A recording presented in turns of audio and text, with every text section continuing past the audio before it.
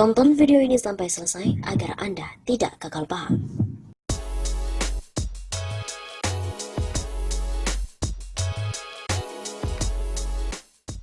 Tagar makzulkan Jokowi bubarkan PDIP jadi trending, netizen pun unggah pidato Megawati peras Pancasila jadi Trisila. Media sosial Twitter sejak pagi ini ramai dengan tagar makzulkan Jokowi bubarkan PDIP. Dalam pantauan redaksi ada lebih dari 12.000 tweet menyuarakan tagar ini. Beberapa hal yang disoroti terkait dengan rancangan undang-undang haluan ideologi Pancasila atau RUU HIP yang tengah dibahas DPR. Salah satunya adalah menuntut agar PDIP membersihkan anggotanya dari keturunan organisasi terlarang. Netizen menduga mereka mendompleng RUU HIP untuk membangkitkan paham komunis di Indonesia. Jika PDIP tidak bisa membersihkan anggotanya dari unsur anak-anak PKI yang terbukti pelan-pelan ingin membangkitkan lagi ideologi komunis dengan dalih RUU HIP, bubarkan saja PDIP dan jadikan partai terlarang dengan membuat TAP MPR baru sebagai payung hukumnya. Posting pengguna akun @andini_maharani Senin 15 Juni. Bubarkan saja PDIP dan jadikan partai terlarang. Warganet pun juga menuding Ketua Umum PDIP Megawati Soekarno Putri pencetus ide RUU HIP. Jelas ya, RUU HIP itu ide Megawati. Dia peras Pancasila jadi Trisila. Sila pertama ketuhanan yang Maha Esa, posisi terbawah. Menjadi ketuhanan yang berkebudayaan. Maksudnya apa? Mau mengubah Indonesia menjadi komunis? Jangan mimpi. Tagar nolak neo-otoriter. Begitu posting akun Basmi FPI. PDIP juga telah mengeluarkan pernyataan sikap tentang rancangan undang-undang HIP yang kini ramai diperbincangkan masyarakat. PDIP menyetujui jika Ekasila dihapus dan paham komunis dilarang di RUU HIP. Dengan demikian terhadap materi muatan yang terdapat di dalam pasal 7 RUU HIP terkait ciri pokok Pancasila sebagai Trisila dan kristalisasinya dalam Ekasila, PDI Perjuangan setuju untuk dihapus. Demikian halnya penambahan ketentuan menimbang guna menegaskan larangan terhadap ideologi yang bertentangan dengan Pancasila, seperti Marxisme, komunisme, kapitalisme, liberalisme, radikalisme, serta bentuk khilafahisme. Juga setuju untuk ditambahkan, kata Sekjen PDIP Hasto Kristianto dalam keterangan tertulis Senin 15 Juni. Atas dasar hal itu, maka terkait dinamika pro kontra yang terjadi dengan pembahasan RUU HIP, sikap PDI Perjuangan adalah mendengarkan seluruh aspirasi masyarakat. Musyawarah untuk mufakat adalah praktik demokrasi Pancasila. Begitu tegasnya.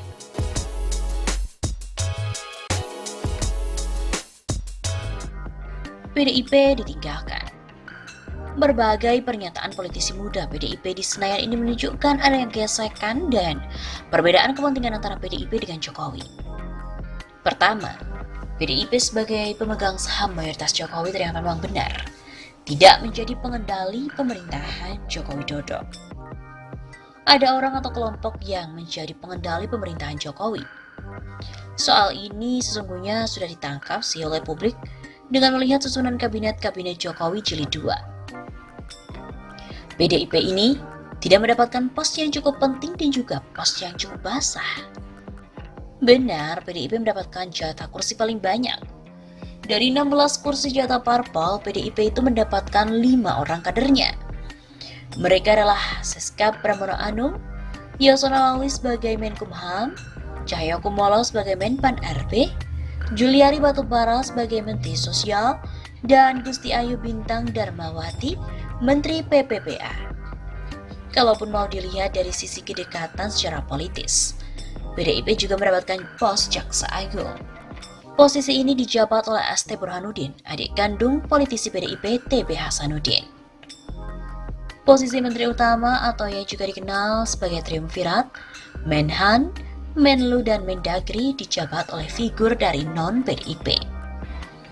Mereka lah yang akan mengambil alih kendali pemerintahan bila Jokowi dan Ma'ruf Amin ini uzur dan berhalangan tetap, serta bukan kader PDIP. PDIP ternyata juga gagal menyingkirkan dan menggantikan Luhut Binsar Panjaitan yang selama ini dianggap sebagai super minister. Budi Gunawan, orang dekat Ketua Umum PDIP Megawati, ternyata harus cukup puas dengan posisi lamanya sebagai kepala BIN. Padahal Budi Gunawan berperan penting dan sangat-sangat berjasa atas kemenangan Joko Widodo. Budi Gunawan pula yang berhasil mempertemukan Jokowi dengan Prabowo Subianto. Luhut gagal berkali-kali untuk membujuk Prabowo. Kedua, PDIP tampaknya tidak dilibatkan tidak kebagian bancaan dana COVID-19. Bahkan dibandingkan dengan seorang staf sus milenial yang kebagian dana prakerja sampai 5,6 triliun rupiah pun mereka juga kalah. Bukan hanya curiga, jangan-jangan sudah punya bukti ada yang memanfaatkan dana COVID-19 ini untuk kampanye gratis. Polemik antara Adian dengan Erick Thohir juga menyiratkan. Ada yang panen besar dan ada yang tidak kebagian dari pengadaan alat kesehatan. Dengan memunculkan berbagai isu itu di tengah publik, PDIP pun ingin memberikan syarat bahwa sinyal-sinyal itu mereka tidak ikut bertanggung jawab bila terjadi apa-apa pada pemerintahan Jokowi. Mereka bisa cuci tangan dan melompat keluar dengan selamat melalui pintu darurat bila pemerintahan Jokowi harus crash landing, terpaksa mendarat darurat dampak dari bencana pandemi. Lalu kapankah mereka mau melompat? Kelihatannya tidak akan dilakukan dalam waktu dekat. Berbagai pernyataan itu disampaikan oleh para politisi muda. Second layer, lapis kedua, bukan para politisi senior. Belum jadi kebijakan resmi partai. Ibarat pemain silat, mereka diperintahkan melancarkan pukulan jurus kembang, belum menggunakan jurus mematikan. Masih terbuka pintu-pintu negosiasi, tarik-menarik, deal-deal politik untuk memanfaatkan momentum pandemi. PDIP tidak mungkin begitu saja melepas aset yang sangat besar seperti Joko Widodo itu.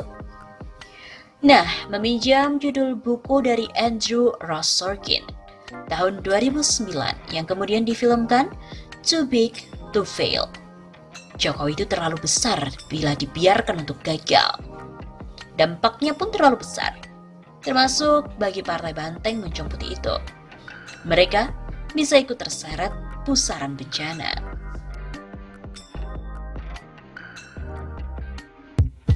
PDIP bersiap buka pintu darurat? Ada tanda-tanda yang cukup kuat. PDIP sedang bersiap-siap untuk membuka pintu darurat atau emergency exit. Jika pesawat terpaksa harus crash landing, mendadak darurat, mereka bisa segera lompat dengan selamat. PDIP memang belum sepenuhnya bersiap untuk melompat, tapi mereka sudah membuat ancang-ancang. Tahapan menuju langkah tersebut telah dipersiapkan. Sedikit demi sedikit mulai dijalankan. Dimulai dengan pernyataan dari Masinton Pasaribu, anggota Komisi 3 DPR RI, secara mengejutkan bahwa menyebutkan Perpu nomor 1 tahun 2020 merupakan kepentingan nyata oligarki. Katanya, itu adalah sebuah sabotase konstitusi. Begitu kejamnya dalam cuitan di akun Twitternya. Masinton tidak menyebut secara spesifik siapakah yang dia maksud dengan oligarki. Sebagai pengusung utama, bahkan pemegang saham mayoritas pemerintahan Jokowi, publik memahami bila ada oligarki, maka PDIP adalah pilar dan bagian utama dari oligarki itu sendiri. Lalu siapakah yang dimaksud dengan oligarki oleh PDIP? Semakin jelas ketika Arteria Dahlan menyatakan kekhawatirannya, Perpu akan menciptakan presiden di atas presiden. Ada penguasa yang lebih berkuasa dari Presiden Joko Widodo. Begitu kata politisi PDIP itu dalam rapat kerja dengan Ketua KPK, Firly Bahuri. Arteria juga curiga ada yang mencoba untuk memanfaatkan situasi pandemik demi mengeruk keuangan negara melalui Perpu. Di dalam Perpu nomor 1 tahun 2020, pemerintah diberi kewenangan menggunakan dana sekitar 405,1 triliun rupiah tanpa adanya pengawasan. Para pengguna juga tidak dapat dipidana bila terjadi salah penggunaannya. Dengan dana sebesar itu, Arteria juga curiga ada orang ataupun kelompok yang ingin menguasai Indonesia secara instan. Tanpa kampanye, tanpa modal, bisa menjadi presiden Indonesia.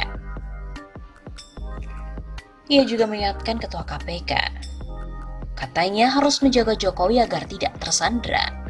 Yang bawa mobil orang lain kalau nabrak dia yang bertanggung jawab.